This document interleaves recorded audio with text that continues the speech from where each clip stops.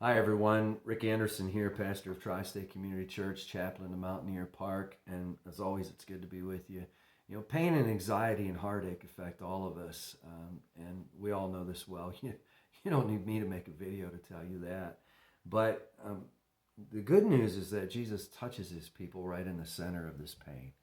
In fact, the title that Jesus bears speaks to this very graphically.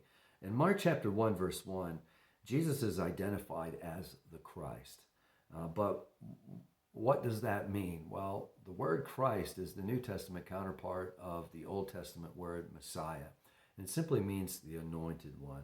All through the Old Testament, beginning with Genesis chapter 3, verse 15, God is promising to send his Messiah, his anointed one. And he would be the one who would be anointed by the Holy Spirit to come and save his people. Now, in Mark chapter 1, verses 9 to 10, we have a story that graphically illustrates this. Mark writes in verse 9, "In those days, Jesus came from Nazareth of Galilee and was baptized by John in the Jordan." And verse 10, "When he came up out of the water, immediately he saw the heavens opening and the Spirit descending on him like a dove." Now, what's going on here?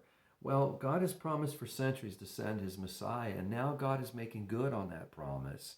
God always keeps his word, and God is showing us this, that when Jesus comes up out of the water, the Holy Spirit manifests himself in a dove, like in the likeness of a dove, so that we could see that the Holy Spirit is descending upon Jesus, that Jesus is indeed the one who is anointed of the Holy Spirit.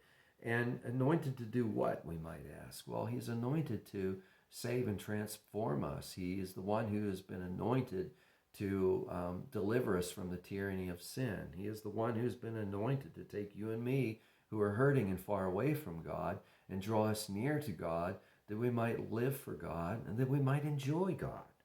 Now, I don't know what you're going through right now. It could be a whole host of things. It could be anger, it could be anxiety, it could be addiction. It could be a whole host of things. Or maybe right now everything's going fine. But we're all going to have to struggle through something. And I plead with you, put your trust in Jesus and start reading in his word, because it's right here in the midst of this pain where he meets us.